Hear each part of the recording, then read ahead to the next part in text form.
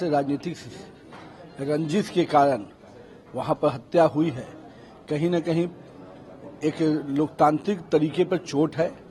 और डीएमके के सरकार ने बहुत देर से, जब पूरे देश में इस पर आक्रामक रुख हुआ, तब जाकर कहीं लोगों ने सरकार की नींद टूटी और तब जाकर कहीं आप मान सकते हैं कि कार्रवाई का एक लिपापोती का काम शुरू हुआ है। लेकिन जो भी मुख्य अभियुक्त है उनको कड़ाई सजा होनी चाहिए। सरकार का इकबाल अगर है, जो 3 दिन बाद नींद टूटता है सरकार का, तो भी कम से कम जो भी अपराधी हैं उन पर कार्रवाई होनी चाहिए।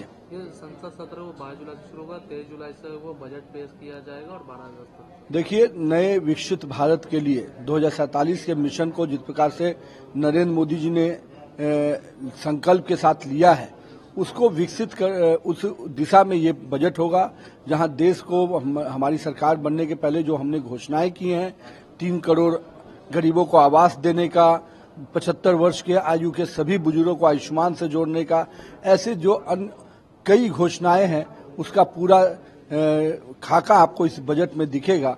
और साथ में जो माननीय प्रधानमंत्री जी के पहले दिन की विषय मंच, जब से उन्होंने प्रधानमंत्री का शपथ लिया, तब से उन्होंने कहा कि मेरी सरकार गरीबों के लिए, तो पूरा बजट की दिशा आपको दिखेगी गरीब उन्मूलन के साथ साथ एक विकसित विजन के साथ कैसे देश आगे बढ़े, इसका पूरा रोड मैप होगा। राहुल गांधी वो अगले सप्ताह है जो मणिपुर में जिस तरीके से प्रभावित हुआ, तो वहाँ के लोगों से मुलाकात करेंगे। देखिए, राहुल गांधी जी नेता प्रतिपक्ष हैं, जनता के बीच में जाकर के विषय को रखते हैं, मुझे कोई आपत्ति नहीं है, लेकिन कहीं समाज को उद्वेलित करने का काम मत करें। मणिपुर कहीं न कहीं 2 समाजों के बीच में जो एक तनाव का केंद्र बना हुआ है, उसको सभी लोग पॉलिटिकल पार्टी को मिलकर संभालना चाहिए। समाज में विद्वेष फैलाने का काम अगर करेंगे तो निश्चित रूप से एक घिनौनी राजनीति होगी।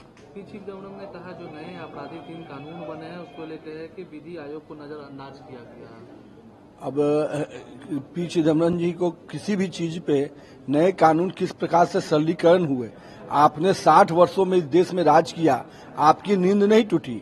नरेंद्र मोदी सरकार ने इस पूरे कानून व्यवस्था को ट्रांसपेरेंट सिस्टम कह सकते हैं कि फ्री जस्टिस और कह सकते हैं फास्ट जस्टिस दिलाने में जो कदम उठाया है, आज कहीं न कहीं अपराधी को भी लगता है कि हम कानून के सहारे बच सकते थे, लेकिन नए कानून में ऐसा स्थिति है कि अब हर अपराधी को भी डर है कि बहुत तेजी से निर्णय होंगे। तो मेरा मानना है कि पी चिदम्बरम जी को इन सब चीजों से मतलब नहीं है, और 60 वर्ष तक क्यों सोए हुए थे। गुजरात में राहुल गांधी ने कहा कि हम सब मिलकर गुजरात में उन्हें हराएंगे, हम गुजरात में नरेंद्र मोदी और भाजपा को उसी तरह हराएंगे जैसे हम अयोध्या में हराए थे। देखिए, राहुल गांधी जी उत्साहित हो, मुझे कोई आपत्ति नहीं है, पर गुजरात में इसके पिछले चुनाव में तो मैदान में नहीं जाने को तैयार थे। हम लोग भी पिछला चुनाव में थे, वहां पर कितने कांग्रेस के लोग नेताओं का सुपड़ा साफ हो रहा था। तो मेरा ये मानना है कि अब दिव्य स्वप्न देख रहे हैं, पहली जीत मिली है तो कहीं न कहीं उत्साहित है, लेकिन अयोध्या की जनता ही उनको सबक भी सिखाएगी।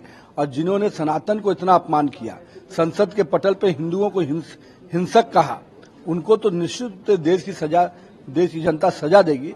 और गुजरात में भी उनको पूरा हिसाब मिलेगा, चिंता नहीं कीजिए। 4 बार बड़े बड़े वादे करके कभी क्या क्या शब्दों का प्रयोग नहीं किया नरेंद्र मोदी जी के लिए, लेकिन हर समय नरेंद्र मोदी के साथ पूरी गुजरात की जनता रही। टीएमसी सांसद ने पोस्ट किया है और कहा है कि लोकसभा उपाध्यक्ष की पद है वो इंडिया अलायंस को मिलना चाहिए। इंडिया अलायंस के लोग हैं, उनकी अपनी इच्छा हो सकती है। अभी कल तक तो नूरा कुश्ती चल रहा था, अब अंदर खाने कौन सा समझौता हुआ है ये तो अब ममता दीदी को बताना चाहिए। जिस तरीके से राहुल गांधी हाथरस के हैं, गिरिराज सिंह ने कहा कि एक राजनीतिक दौरा था और कुछ नहीं किया है। और लालू यादव ने जिस तरीके से टिप्पणी की उस पर कहा है कि मैंने पहले भी कहा है लालू यादव कमजोर कोई नहीं है, लालू यादव से कोई कमजोर नहीं है। लालू यादव हाथरस का दौरा राहुल गांधी का जाकर देखना मुझे कोई आपत्ति नहीं, घटनाएं घटती हैं, जाना चाहिए। लेकिन पहली बार मुझे लगता है कि आज तक राजनीति में कभी भी कहीं वो गए हों, लेकिन कोई भी संवेदना के साथ साथ जो घटना है उन पर पॉलिटिकल राजनीति किए बिना उन्हें लौटते हैं। तो मुझे इस बार भी लगता है कि अगर हाथरस के लोगों में क्या हुआ, किस प्रकार से सरकार ने तुरंत कार्रवाई की, इसकी प्रशंसा भी करनी चाहिए थी उनको।